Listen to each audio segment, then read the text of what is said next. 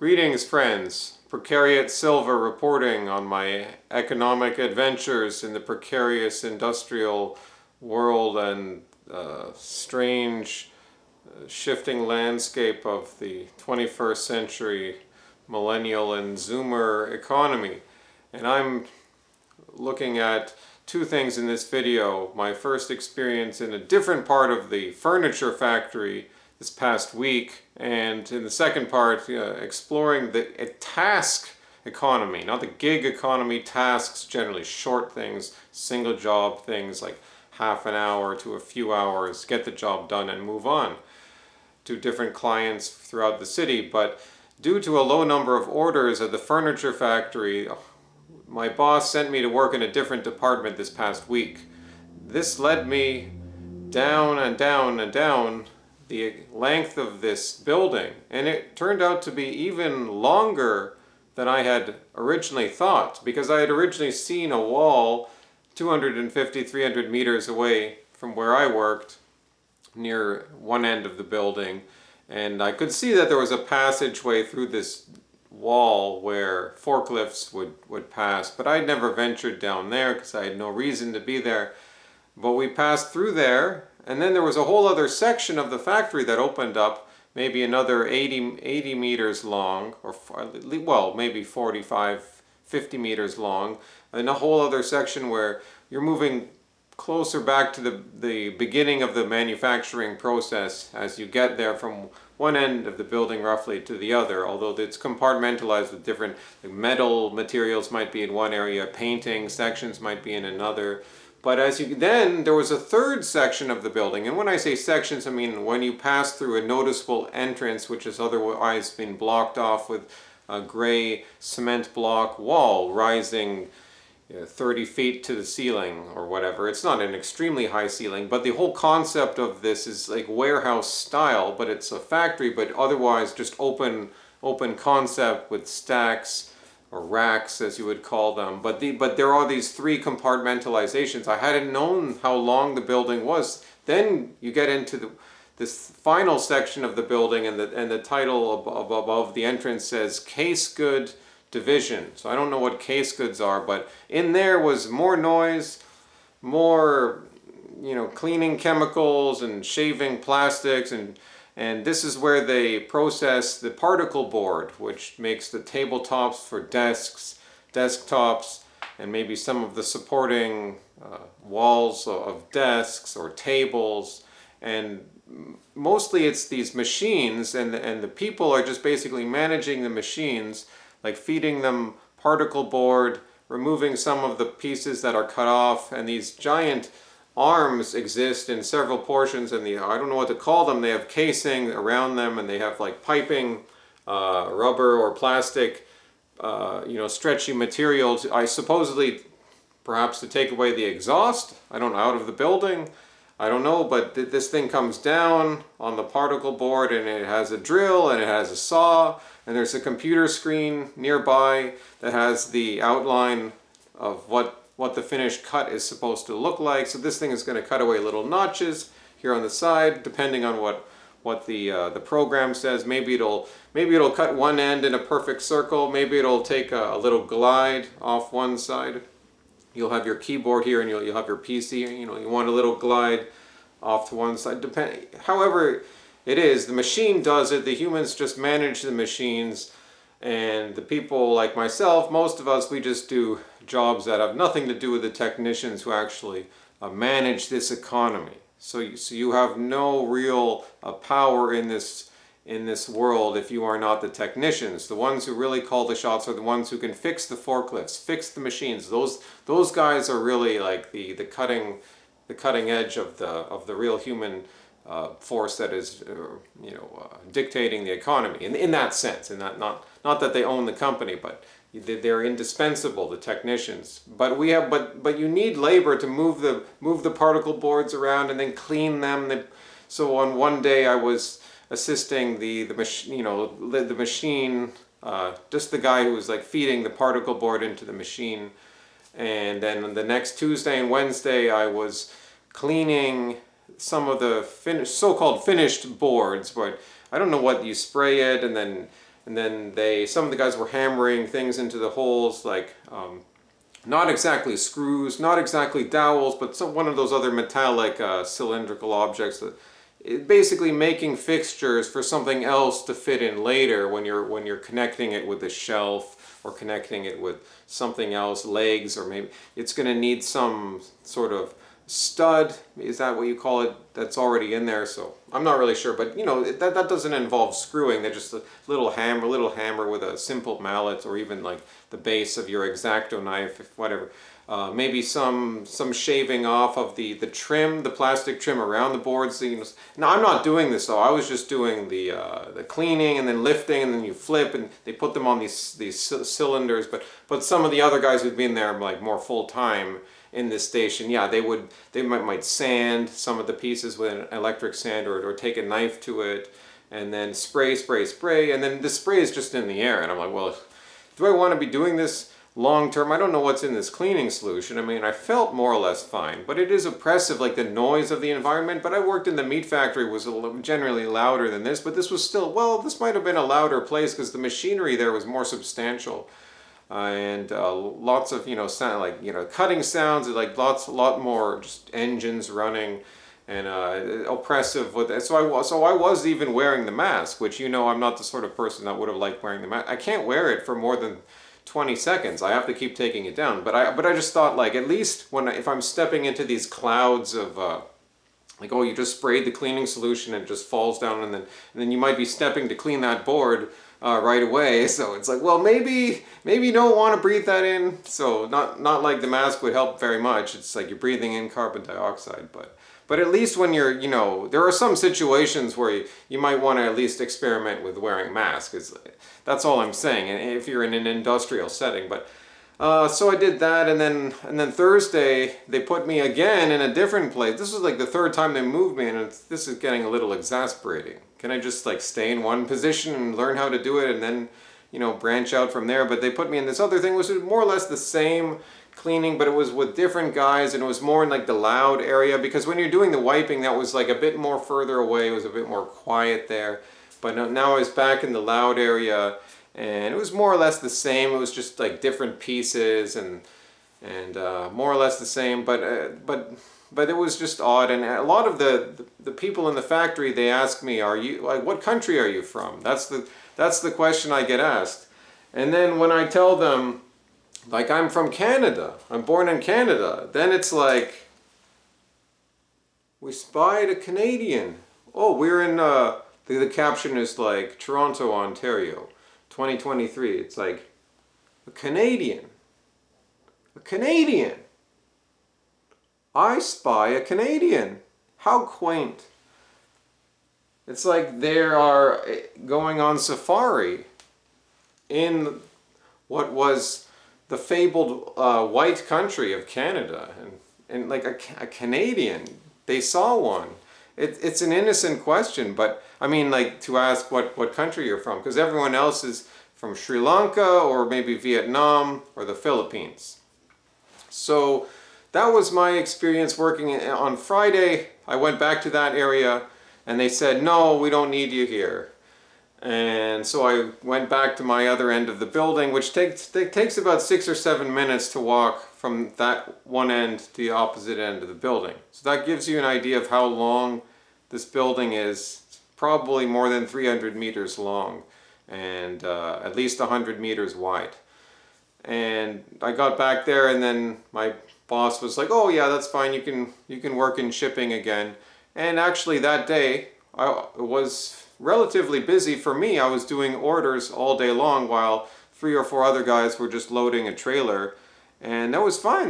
They kept me busy all day just doing orders. It was chill, it was more relaxed. Like, the contrast coming back there, even though I'd been working there for the past few months, it felt like a totally, everything felt different. It's like you're a fish swimming in water, and then you've been taken out of the water for, like, I don't know, maybe you're put in like a different lake, and then you come back into the other lake, and it's like, even though it's the same place where you've been, everything feels different.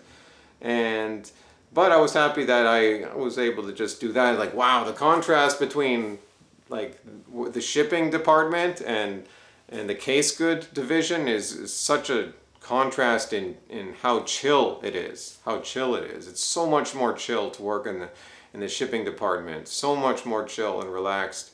And let alone compared to the meat factory.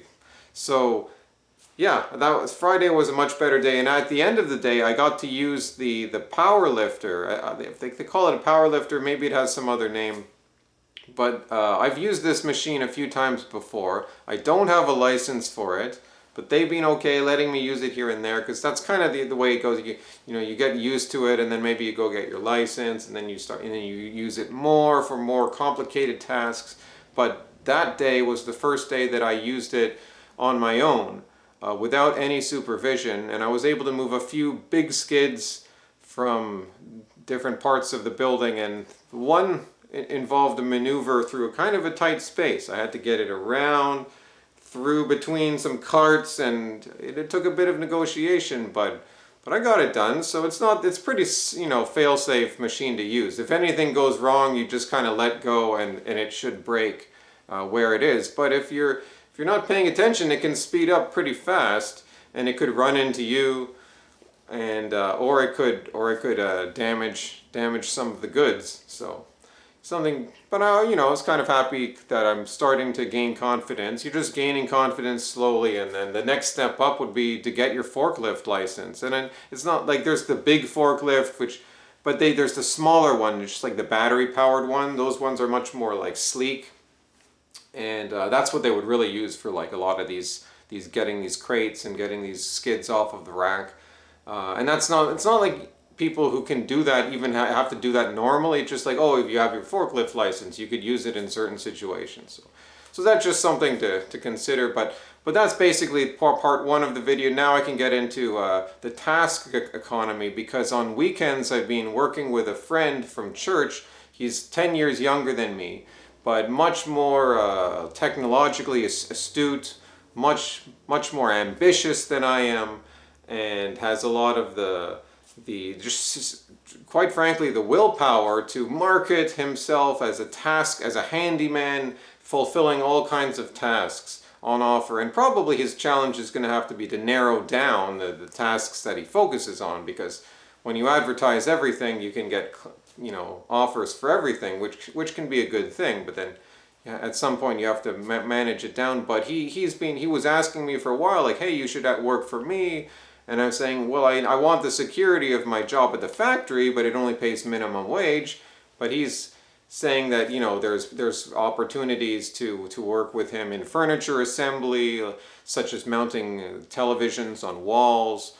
And he's been doing that, like basically self-taught. Like he hasn't got any licenses, but he's gone to a technical university, and he's quite capable in technological things, 3D printing. So he's certainly has a lot of potential, and I want to recognize potential in people. And if they're offering me a chance to work with them, then I like to take some chances and go with the opportunity. But I can't put all my eggs in one basket, so I've just, for now, trying to make myself available on the weekends. And I have done a bunch of tasks, but I haven't learned technical things like how to use power tools. Like I have bought some, and he's gonna help me learn to do some of the more high-paying jobs. But for the time being, I've just done simple things, like I cleaned some lady's bathroom in a condo.